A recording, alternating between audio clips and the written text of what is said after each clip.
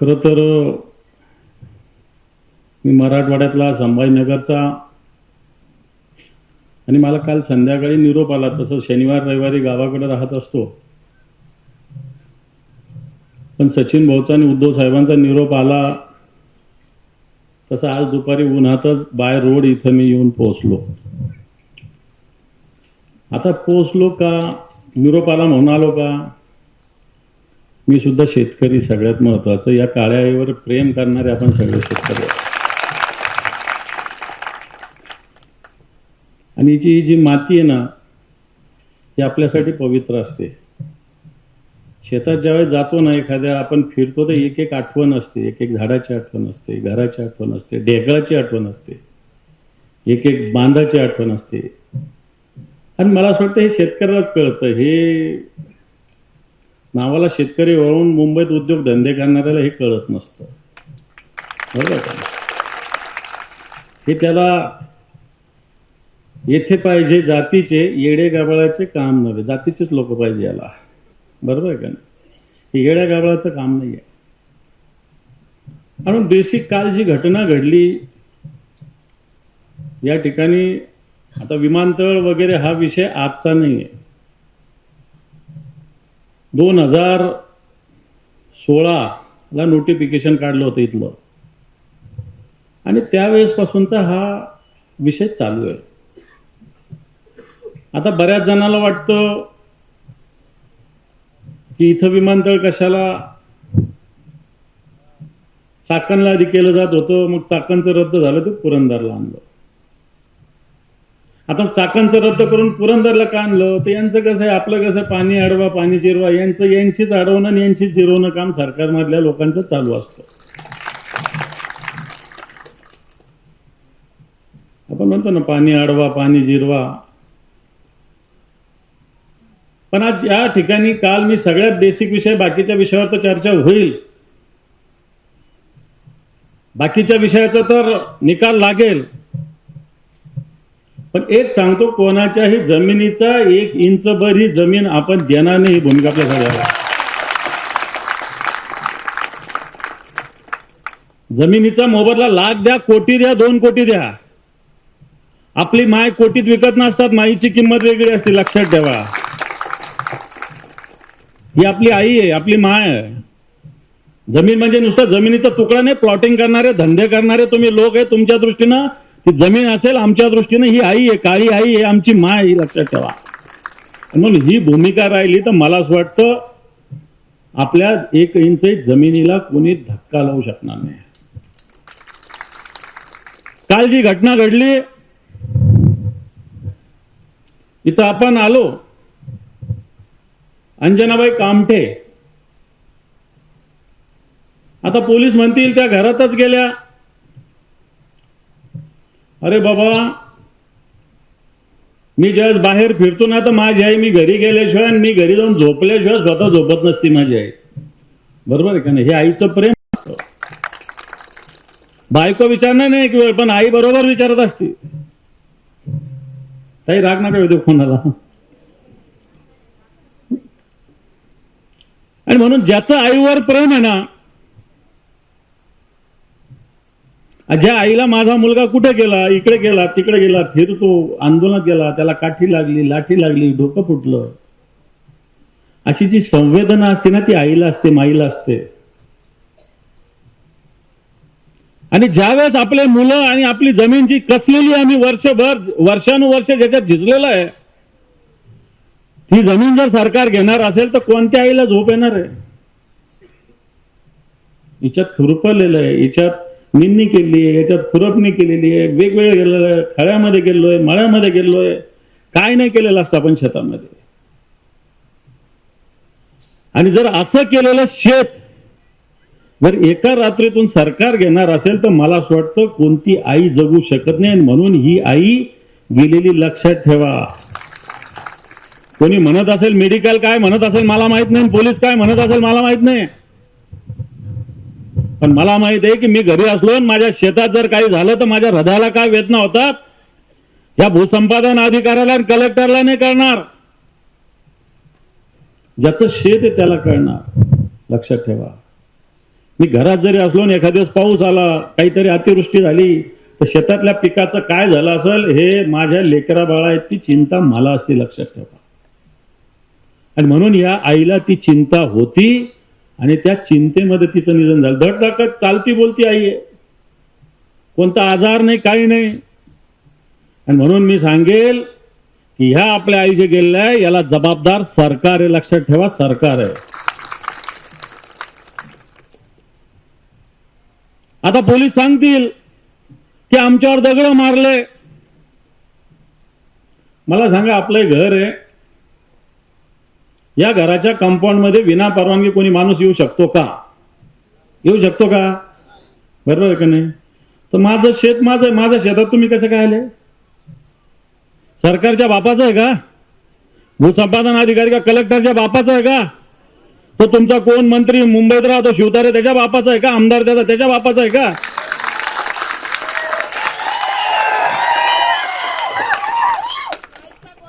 त्याच्या बापाचं काय? हे पहा, मी आता अधिकाऱ्यांशी बोललो, त्यांना सांगितलं की तुम्ही भूसंपादन केलं का? हा गट, हा शेतीचा गट आमच्याकडे भूसंपादन झालेला आहे, त्याचा मोबदला जाहीर केला का? अवॉर्ड जाहीर केला का? पेपरला जाहिरात आली का? सजेशन ऑब्जेक्शन मागितलं का? मग तुम्ही आमच्या शेतात येता कसा? चूक आहे का बरोबर आहे? येतं कसा तुम्ही? माझ्या शेतात काय लावलेलं आहे काय नाही त्याचं कसं आहे? लोक चालतात नाही चालतात, त्याला आजार होतो काय होतो मला माहिती आहे ना. पिकालाही आजार होत असतो, होतो का नाही होतो? मग असे अक्कर मासे आल्यावर आजार होत असतो, बरोबर आहे का नाही? आणि म्हणून मला असं वाटतं, माझं बेसिक ऑब्जेक्शन आहे की तुम्ही भूसंपादनच केलं नाही, तुम्ही कोणती नोटीसच दिली नाही, तर तुम्ही आमच्या शेतात येता कशाला? आणि ते आमच्या तुमच्या दम आहे, भूसंपादन जाहीर करा, पेपरला अवॉर्ड जाहीर करा, मग आम्ही बघू कायदेशीर काय लढाई लढायची ती, बरोबर का नाही? आणि मग तुम्ही लढत असाल, आता लेमाने साहेबांनी मला सगळं सांगितलं, पण लढत असताना मी तुम्हाला सांगेल कायदेशीर लढा, भावनिक लढा लढू नका. इथं विमानतळाची एक वीट सुद्धा लागू शकणार नाही तुम्ही कायदेशीर लढा लढले तर. म्हणून काल जी घटना घडली आपल्यातलं काय दोन, मी आता हा मुलगा येतो याला विचारलं, काय ना तो सचिन ना, याला विचारलं तुला काय का मारलं, सांग तुला का मारले ते सांग, एक मिनिट सांग का मारलं, तू काय केलं? आंदोलनाला गेलो होतो त्यावेळेस त्यांनी साहेबांबरोबर बोलत असताना मागणी ते शेख सरांनी मारले. तू कोणाला काही केलं होतं का? नाही नाही, मी कुणाला काही केलं नव्हतं ना? काहीच केलेलं नाही. माझ्या मुलाला तिथं चालले त्यांनी. नाही का? पोलीस अधिकारी तसं ऐकून 4 घ्या. वर्षाचा मुलगा आहे माझा. इथं आणखी कोणतरी होतं शून्य. तुम्हाला का मारलं सांगा? मी सुद्धा साईडला रोडच्या कडेला उभो होतो, मला डायरेक्ट एकदम शर्ट पाडला, खाली पाडलं, नका पाठवलं, हे केलं डोक्यात. ठीक आहे ठीक आहे, बस झालं बस झालं, बस बस बस बस बस, राहू दे पाहिलं मी तुमचं, राहू दे बस बस बस. मी तिथं काय की मला चालता येत नाही, बाहेर माझं ऑपरेशन झालेलं आहे, फक्त मला चालता येत नाही. तुम्ही रस्त्याच्या बाजूला बसतो, मला पाळता येत नाही. तुम्हाला ते निशिवेळ करून इथं बसला कशाला चौघांना निवडून मारलं, मांडीला लागले, वडत नेऊन तिकडे पलीकडे टाकून दिले.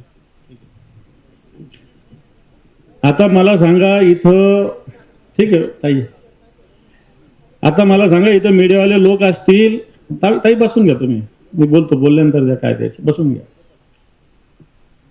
जर कायदा तुमच्यासाठी आहे तर कायदा आम्ही सुद्धा त्याची अंमलबजावणी करू शकतो, हे पोलिसांना मी सांगतो.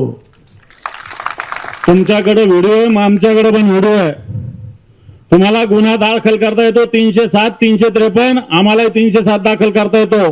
कायदा आम्हाला शिकवायचा नाही. एसपी असेल नाही तर डीवायएसपी असेल त्यांना सांगून टाकतो, कायदा आम्हाला शिकवायचा नाही. आणि म्हणून आमचा लढा तुमच्याशी नाहीये हे मी सांगतो पोलिसांना. आमचा लढा पोलिसांशी मुळीच नाही, आमचा लढा सरकारशी आहे. तुम्ही पण शेतकरीच आहात, तुम्ही तरी कोणत्या गावातले शेतकरीच असाल, त्यामुळे आमचा लढा तुमच्याशी नाही. तुम्ही मध्ये पडू नका, तुमचा बळी जाईल. सरकार बाजूला राहील, भूसंपादन करणारे बाजूला राहील, पोलिसांचा बळी जाईल. आणि म्हणून मी पोलिसांना सांगतो, तुम्ही पण माणसं आहे, आम्ही पण माणसं आहे, आमची दुश्मनी तुमच्याशी नाही. जेवढं झालं तेवढं ठीक, जेवढ्याला आतमध्ये ठेवलं तेवढ्याला सोडून द्या, नाही तर उद्या पोलीस स्टेशनवर यायला आम्हाला भाग नका पडू. हे मी तुम्हाला सांगतो. मी आता सगळ्यांना सांगितलं, सगळ्या लोकांना, की उद्या तुम्ही रीतसर व्यवस्थित निवेदन द्या. मुख्यमंत्र्यांना भेटू आपण, या राज्याच्या डीजींना भेटू आपण, दोघांना भेटू. दोघे न्याय देतील ही अपेक्षा आहे मला. दोघे अन्याय करतील असं मला वाटत नाही, पण आपण भेटू. नाही भेटल्यानंतर रस्त्यावरचा मार्ग आपल्याला खुला आहे. आणि म्हणून मी तुम्हाला सगळ्यांना आव्हान केलं की आपण ही लढाई लढू. आता बऱ्याच जणांनी सांगितलं की बैलजोडी सोडली म्हणून हे केलं. तर बैलजोडी सोडली, अरे आमच्याकडे बाबा बैलजोड्याच आहे, बरोबर आहे का नाही? बैलजोडी सोडली, फक्त आता बैलजोडी सोडली, लक्षात ठेवा. नुसती सोडली, बैलाला काही सांगितलं नाही, त्याला अजून, बरोबर आहे का नाही? हा, त्याला चांगला दिला ना, अरे चांगले लावले ना, त्याला टोचली तर तो काय करेल समोर सांगता येत नाही. तो बैल बरोबर ऐकतो, तो बैलांचं, लक्षात ठेवा. आमच्या धाकात येतो बैल, बरोबर आहे का नाही? आणि म्हणून धचा मा करू नका. लढा पोलिसांशी नाही, कायदेशीर आम्ही सुद्धा सगळे जे जे गेले त्यांचा जामीन मागू. जेवढं झालं तेवढं बस झालं. येणाऱ्या काळात आणखी लोकांना तुम्ही आणखी काही कारवाई करण्याचा प्रयत्न केला तर लढा मला असं वाटतं वेगळ्या दिशेनं जाईल. परंतु मला असं वाटतं पोलीस ऐकतील, पोलीस ऐकणार नाही असं काही होणार नाही असं मला वाटतं. सोडतील. आता मी बेसिक याच्या टेक्निकल विषयावर येतो. याच्यात गाव आहेत 7: वनपुरी, उदाचीवाडी, एकतपूर, मुंजवडी, कुंभारवळण, खानवडी, पारगाव, बरोबर आहे का नाही? आता तुम्हाला माहिती असेल, जमीन अधिग्रहणाच्या कायद्यामध्ये जास्तीत जास्त अशा पद्धतीने नियम असतो, जी जमीन बंजर आहे, नापीक आहे, ज्याचा उपयोग नाही, अशी जमीन भूसंपादन करावी, अशा प्रकारचा एक नियम आणि कायदा म्हणतो.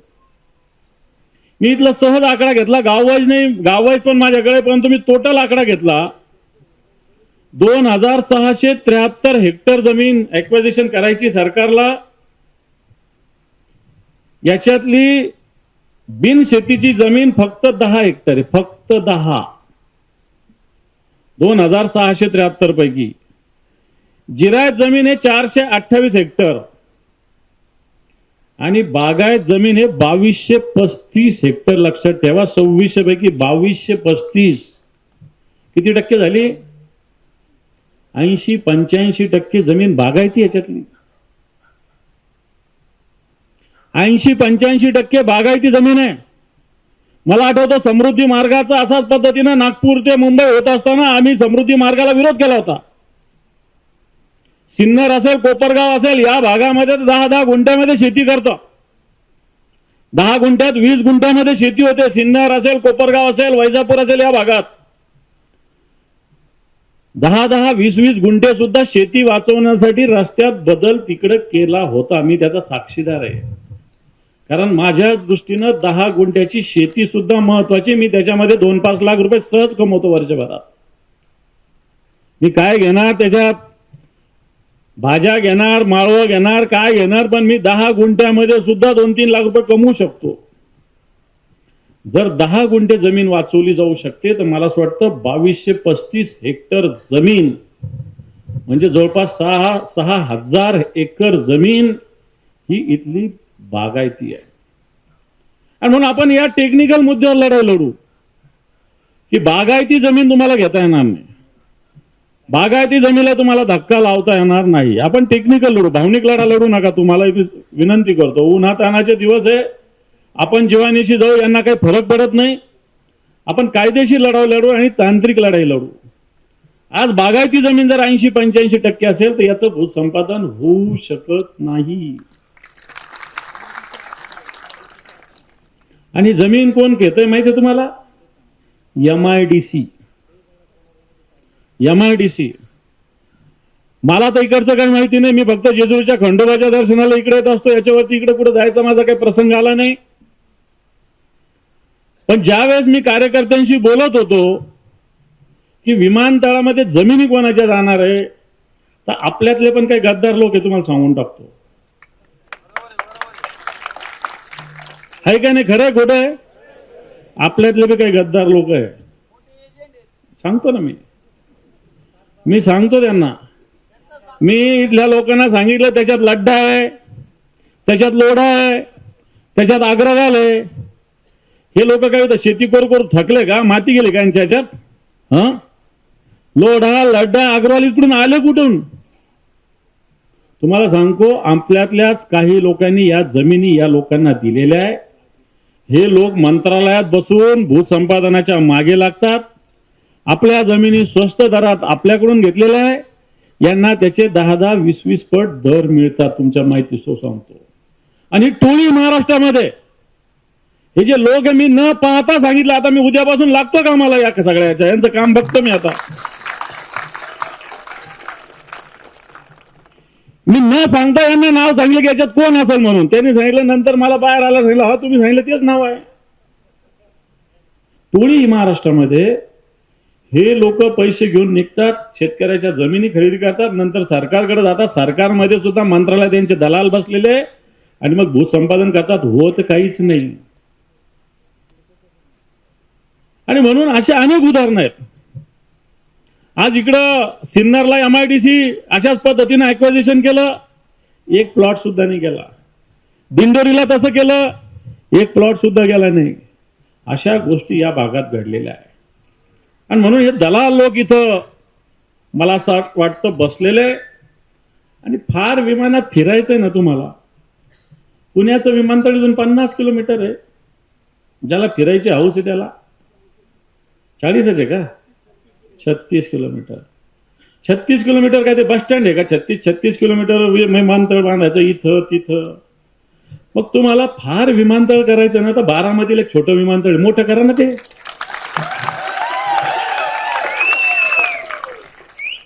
चूक आहे का? बरोबर आहे. माझं हे म्हणणं आहे की बारामतीतून 60 किलोमीटर आहे. फार सरकारला हौस आहे तर बारामतीच्या एअरपोर्टचं एक्सपान्शन करा आणि तिथलं मोठं एअरपोर्ट करा. लागतंच तुम्हाला. रोज जावं लागतं, पळावं लागतं, जावं लागतं, गद्दारी करावं लागते, इकडे जावं लागतं, तिकडे जावं लागतं. तुम्हाला लागतं इकडे जायला विमान धुंडावं लागतं, तिकडे पळावं लागतं, गुपचूप अमित शहाला भेटावं लागतं, गुपचूप नरेंद्र मोदीला भेटायला. तर करा त्याचंच मोठं. बरोबर आहे का नाही? आणि म्हणून माझं सरकारला सजेशन राहणार आहे की बारामतीचं विमानाचं विस्तारीकरण करा. पुरंदरला विमानाची गरज नाही. पुरंदर हे संभाजी महाराजाचं जन्मस्थान आहे. संभाजी महाराजांना लढाया तुम्ही सुद्धा औरंगजेबाच्या भूमिकेत येत असाल तर आम्ही सुद्धा संभाजी महाराजाच्या भूमिकेत येऊ. सांगून टाकतो तुम्हाला. आम्ही सुद्धा या मातीचा लढा लढू, आम्ही सुद्धा या शेतीचा लढा लढू, आम्ही सुद्धा या संस्कृतीचा लढा लढू. आणि म्हणून येणाऱ्या काळात मी आपल्याला आश्वस्त करतो की तुम्ही जर एकजुटीने हा लढा लढला, पण शांततेत लढा. हे मी सांगतो, डोके फोडून घेण्याची गरज नाही. पोलीस आपले दुश्मन नाही, इथले अधिकारी पण आपले दुश्मन नाही. यांना कसं थांबवायचं आपण थांबवू. आता तर येणारच नाही 2-4 महिने तुमच्याकडे. हे तुमच्याकडे 2-4 महिने येणारच नाही. तेवढ्या काळात आपण सरकारशी बोलू, हे सगळे मुद्दे मांडू. याच्यापेक्षाही अनेक तांत्रिक मुद्दे आहे. परंतु ज्या आपल्या आई गेलेल्या आहे, अंजनाताई असेल, कोण गेला असेल, तर यांचं बलिदान आपण व्यर्थ जाऊ देणार नाही. हा सुद्धा संकल्प आपल्याला करावा लागेल. आपण लक्षात ठेवा, शेतकरी आहे. शेतकरी आपण दलाल नाही आहे. आपण जे पिकवतो तेवढंच खातो, त्याच्यावरच आपला विश्वास आहे. आणि म्हणून मला वाटतं या मातीशी आपल्याला गद्दारी करायची नाही, या शेतीशी आपल्याला गद्दारी करायची नाही. निश्चित हा लढा लढू. शेतकरीच मालक, इथं बॅनर लागले, शेतकरीच मालक आहे, दुसरं कोण आहे? अरे शेतकरी जगेल तर कोण मरेल? शेतकरी जगला तर बाकी जगेल. मग व्यापार असेल, इंडस्ट्री असेल, शेतकऱ्यावर चालते. आणि शेतकरी मरेल तर कोण जगेल? तुम्ही बरेच जण म्हटले की आमच्या प्रेताहून जाल त्यावेळेस विमानतळ होईल. प्रेत पाडायची गरज नाही. प्रेत दुसऱ्याची पाडायची तयारी ठेव, जर आमचा लढा ऐकला नाही तर.